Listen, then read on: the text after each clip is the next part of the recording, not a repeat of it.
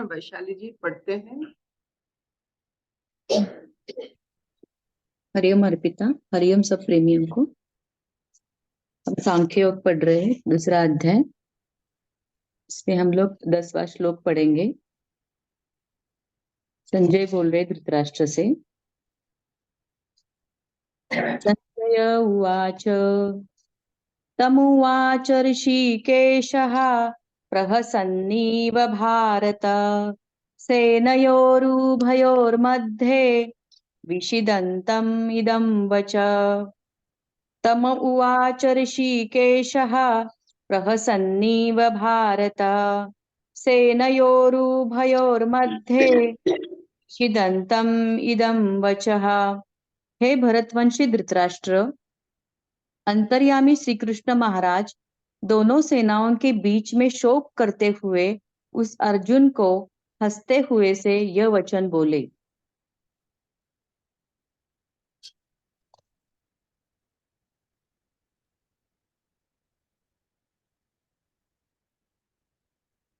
आगे का पढ़ना है क्या वचन? भगवान आगे बोलते हैं, श्री भगवान उवाच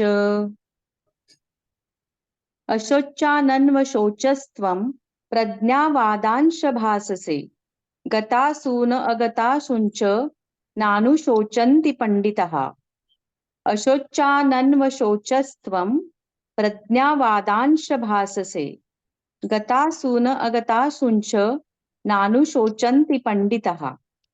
श्री भगवान बोले, हे अर्जुन, तू शोक न करने योग्य मनुष्यों के लिए शोक करता है और पंडितों के जैसे वचनों को कहता है, परंतु जिनके प्राण चले गए हैं उनके लिए और जिनके प्राण नहीं गए हैं उनके लिए भी पंडित जन शोक नहीं करते। हरि।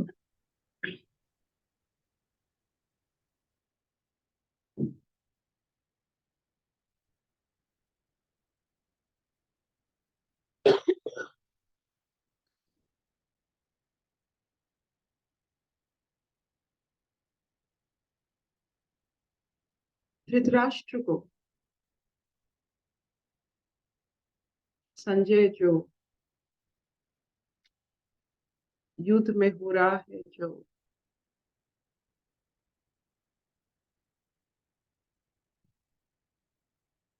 वो सब बताते हुए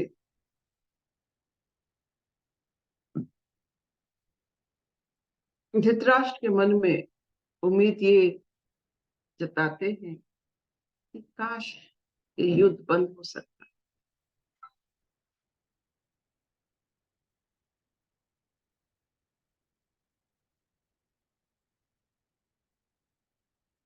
धृतराष्ट्र जो अंधे हैं,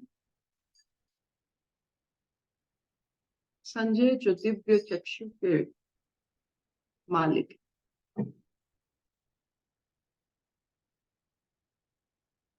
एक अंधा एक दिव्य चक्षु, और वहां भी वैसा अर्जुन भी अंधा, कृष्ण भी दिव्य चक्षु वाले।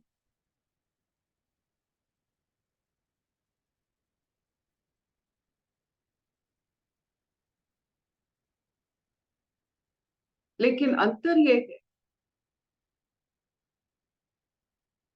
कि अर्जुन धृतराष्ट्र जैसे अंधे नहीं। धृतराष्ट्र अंधे होने का फायदा उठा रहे हैं। वो आंखें खुलना नहीं चाहते, सत्य को दर्शन नहीं करना चाहते। लेकिन अर्जुन अंधापन से मुक्त होना चाहते, इसलिए बार बार इतने सारे कथा व्यथा अपने मित्र को सुना रहे हैं। और कृष्ण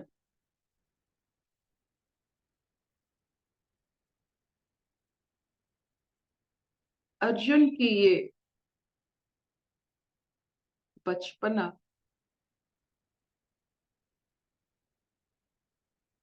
अल्प बुद्धि के ऊपर आमोदित होकर कह रहे हैं कि जिस पर शोक नहीं करना चाहिए तुम उनके ऊपर शोक कर रहे हो। देखिए शोक की भाषा हो रही है, शोक अशोक। जो शोक नहीं करता है वो अशोक है। अशोक एक राजा थे, अशोक एक फूल है। आपने अशोक वाटिका, सीता जी की जगह लंका में, वो अशोक वाटिका मतलब ऐसा जगह जहाँ शोक भी नहीं पहुंच सकता। तो शोक और अशोक के बीच में यही बात होती है। भीष्म और द्रोणों के लिए सारे जो विपक्ष है अर्जुन की,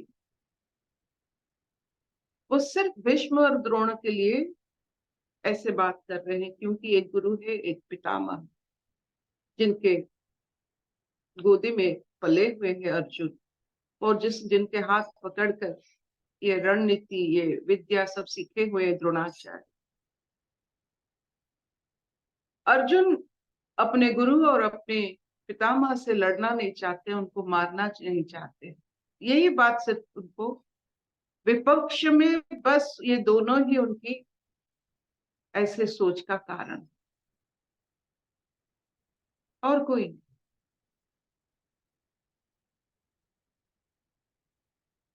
द्रोणों और भीष्म आप देखिए,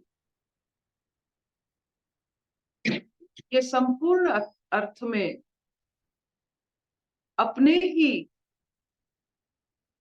वजह से वहां है।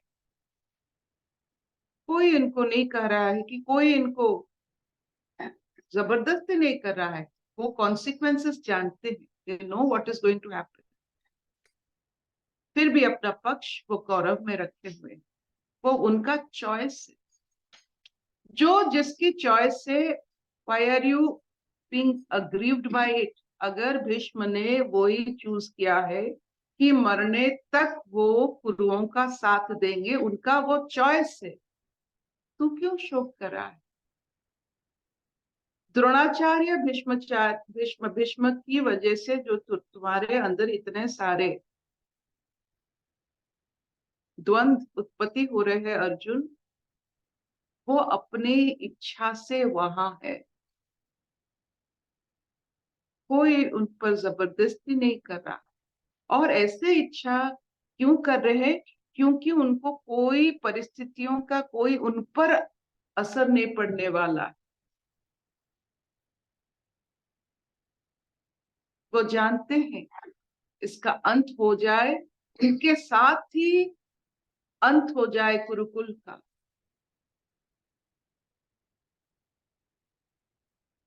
कैसे अपना प्रतिज्ञा, कैसे अपना स्थिति को वो देख रहे। अभी थोड़ा देखिए, वो जानते हैं गुरुओं की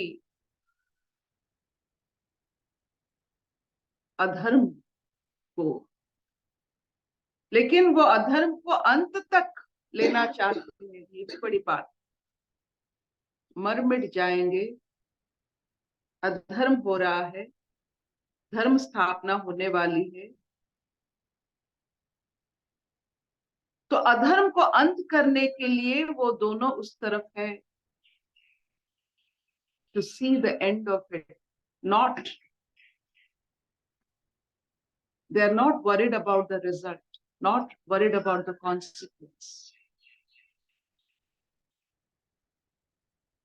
जो जिसके ऊपर शोक नहीं करना चाहिए तुम उनके ऊपर शोक कर रहे हो। जो खुद के लिए शोक नहीं कर रहे, they are not worried about the consequence. वो मरना चाहते हैं इस युद्ध में, क्योंकि वो जानते हैं ये अधर्म से लिप्त ये कुरुवंश, ये आर्यव्रत, उस समय का उस पल, उससे वो छुटकारा चाहते हैं। वो जीवित रहना नहीं चाहते हैं।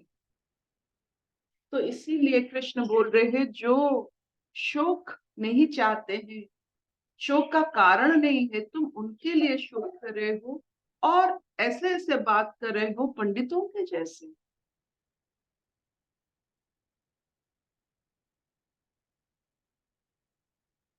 जब बड़े लोग अधर्म में समाधि लेते हैं, ये एक विचित्र क्रिया होती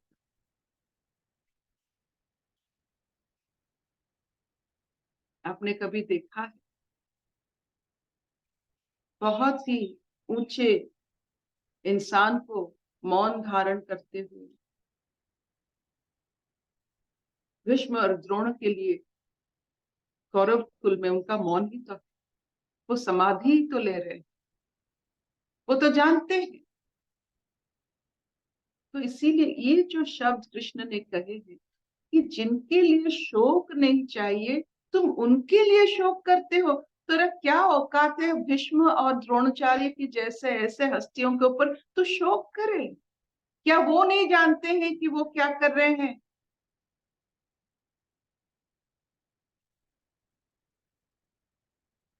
आपने कभी सोचा भीष्म और द्रोण जैसे अति उच्च कोटि की मनुष्य अंत तक क्यों गुरुकुल को नहीं छोड़ पाए? क्यों भीष्म ने प्रतिज्ञा किया? आहिस्ता आहिस्ता जब अपने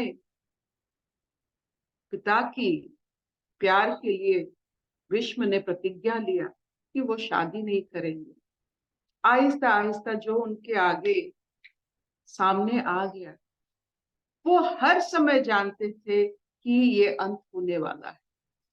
उनके पिता से लेकर शांतनु से लेकर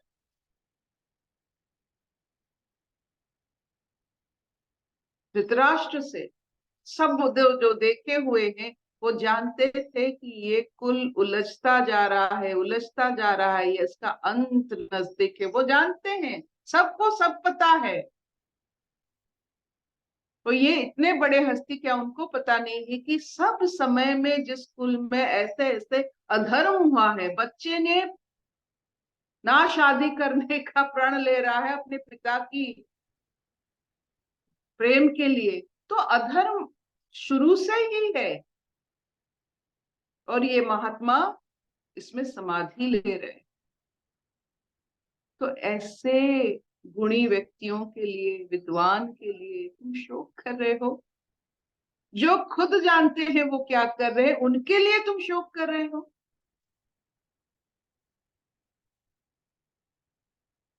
it's a very important thing. हम भी ऐसे होते हैं, जिसके लिए शोक नहीं करना चाहिए हम उन्हीं के लिए शोक करते हैं। और ये बड़ी बात नहीं है किसी के लिए शोक मनाना, लेकिन जो शोक अपने स्वधर्म से अपने अलग कर दे, वो शोक एक कायरता है। जिसके लिए शोक नहीं करना चाहिए, अगर आप उसके लिए शोक करते हो तो आप एक कायर हो।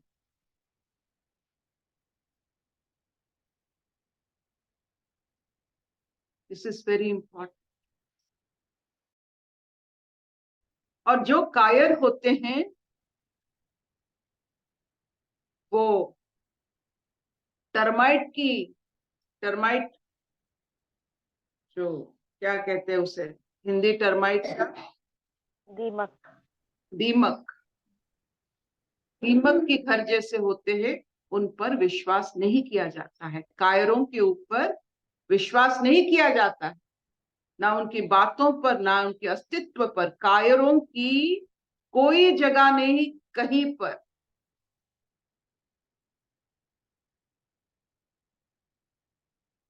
तो हे अर्जुन, तुम पंडित की तरह बात कर रहे हो। पंडित कौन होते हैं? जो सारे संसार के नियम को जानते हैं, उन्हें हम पंडित बुलाते हैं। तुम सारे नियम को जानते या लेकिन ऐसे बात कर रहे हो जिसके लिए शोक नहीं करना चाहिए, उनके लिए शोक कर रहे हो और अपने आप को पंडित मान रहे हो, पंडित जैसे बात कर रहे हो।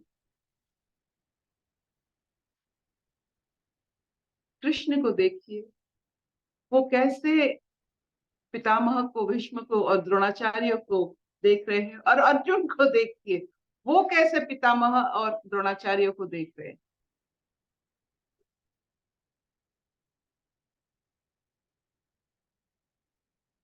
कृष्ण क्यों शोक नहीं कर पाते हैं द्रोणाचार्य और भीष्म को देखकर? क्योंकि वो जानते हैं वो अभी समाधिष्ट होने वाले। इस अधर्म से मुक्त होने के लिए ये प्रण किए हैं।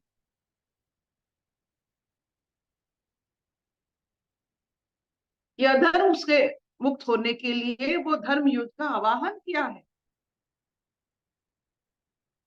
द्रौपदी की चीरहरण से लेकर सब युद्ध की तरफ तो जा रहे हैं, जो उनको मालूम है। उनकी प्रतिज्ञा से लेकर ये रण तक सब ये युद्ध की ओर ही ले रहा है। लाक्षागृह, सब कुछ अन्याय, जितना अधर्म, छोटा छोटा अधर्म उनके घरों में, उनके राज्यों में छोटा छोटा अधर्म ऐसे बनकर अभी बड़ा लौ बनने वाला है, युद्ध होने वाला है, सब उसमें जलने वाले हैं। कुछ लोग समाधि लेने वाले।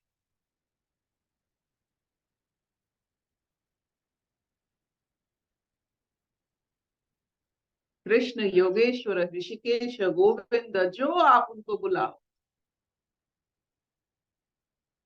अभी कृष्ण थोड़ा चिढ़ रहे हैं कि तुम योग का एक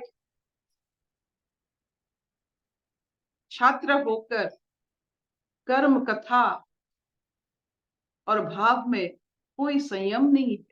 जो मन में आया तुम बोल रहे हो। कैसा योगा? तो कैसा योगी है? योग का मतलब है भाव, वाणी और कर्म में एक सुंदर सा सिमिलैरिटी रहना चाहिए, एकता रहना चाहिए, जो तुम में नहीं। तो कुछ और सोचता है, कुछ और कहता है, कुछ और कर्म के लिए तैयार हो जाता है। ऐसे इंसान को हम योगी नहीं कह सकते। जिसके भाव, वाक्य और कर्म में कोई समानता ना हो, एकता ना हो, उसे हम योगी नहीं मानते।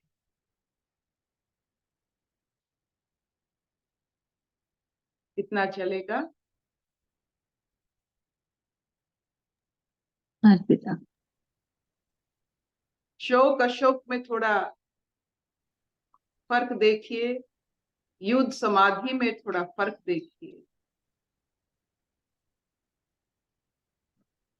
आपने कभी भीष्म के बारे में सोचा? अधर्म को देखते देखते देखते देखते उनका क्या हर्ष हुआ होगा। फिर भी छोड़ लो, द्रोणाचार्य अपने पुत्र के लिए, अस्वस्थमा के लिए एक राजपद जगह, उसके लिए थोड़ा बहुत वो कर सकते हैं। लेकिन भीष्म को क्या मिला? भीष्म को सिर्फ और सिर्फ ये धर्म युद्ध ही तो मिला।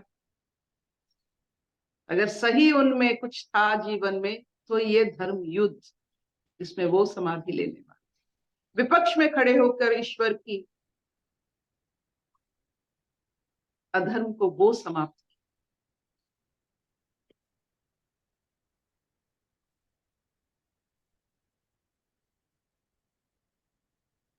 चाहे उनकी जो कथा की वो कोई नारियों के ऊपर अस्त्र नहीं उठाएंगे, शिखंडी के प्रहार से अपने आप को छोड़ देना, ये सब क्या आप सोचते हो? वो छोटे इंसान हैं, वो जानते हैं, वो सब करते हैं। जैसे इस पांडवों के साथ कृष्ण है, वो सब किए, उस पर भीष्म है, वो सब करते हैं। युद्ध की ओर ले जाने वाले भीष्म ही है। तो कुरुवंश में अगर भीष्म जैसे और पांडवों के लिए कृष्ण वैसे, दोनों तरफ योगेश्वर।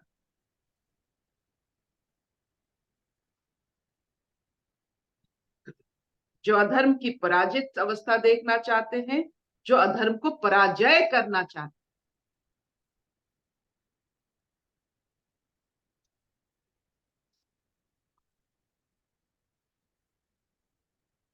हर्षतो मां सत्तमे तमसो मां ज्योतिर्गमय।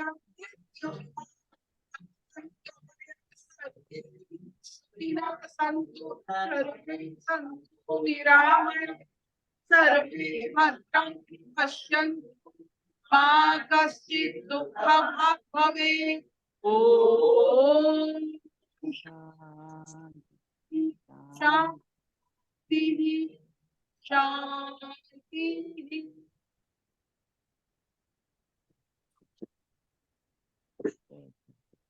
कोई प्रश्न? Anything you want to ask? आज संडे है।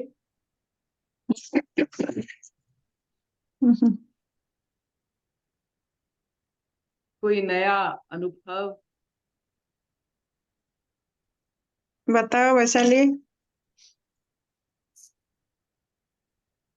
हाँ अर्पिता, हर रोज नया नया खुलता है एक्चुअली, अंदर से समझ बढ़ती रहती है। आज आपने जो बोला ना कि दिव्य दृष्टि संजय की है और धृतराष्ट्र भी है, और यहाँ पे कृष्ण है और धृतराष्ट्र भी है, दोनों भी अंधे हैं, लेकिन दोनों के अंधेपन में फिर भी फर्क है। तो हमारे हमारे अंदर का जैसे ही स्थिति होता है, उसी स्थिति के अनुसार ही हमको मार्गदर्शन मिलता है।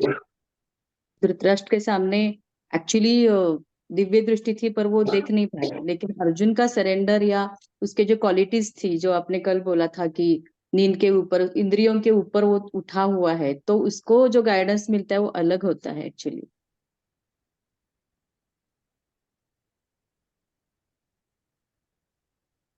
Absolutely. भीष्म कुरु क्षेत्र में गुरुओं के साथ रहना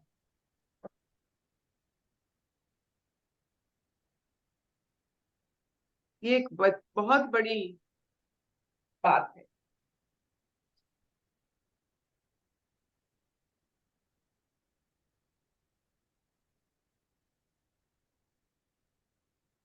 उनकी वजह से युद्ध में विपक्ष गुरुकुल युद्ध का नियम माने, इसीलिए हार। अगर वो नहीं होते, नियम नहीं होता, और वो रण नहीं होता, माया होता। क्योंकि वो कुछ भी कर सकते थे कुरु ये जो दुर्योधन की, ये जो नियम मानकर, नियम तोड़कर अभिमन्यु को मारा गया, तो नियम को अंत तक रखना भीष्म का काम था। You think it was, he was there to see that it was a proper war.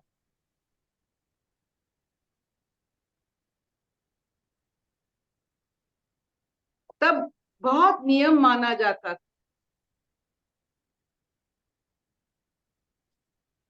नियम के हिसाब से युद्ध होता था। तो वो दंड जो उन्होंने पकड़ा, वो भीष्म थे, इसीलिए उनका महत्व बहुत बहुत बहुत ऊपर है इस युद्ध में कुरु हारने की, क्योंकि वो दंड।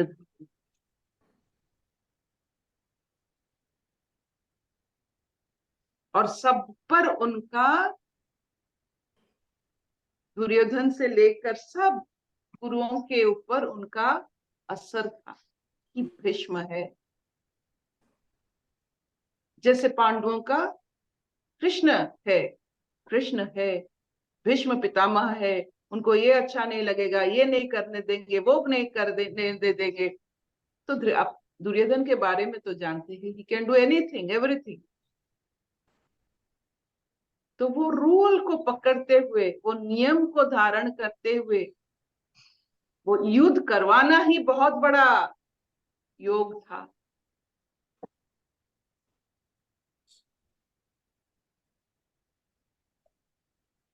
तो भीष्म का बहुत बड़ा रोल है ये धर्म युद्ध में।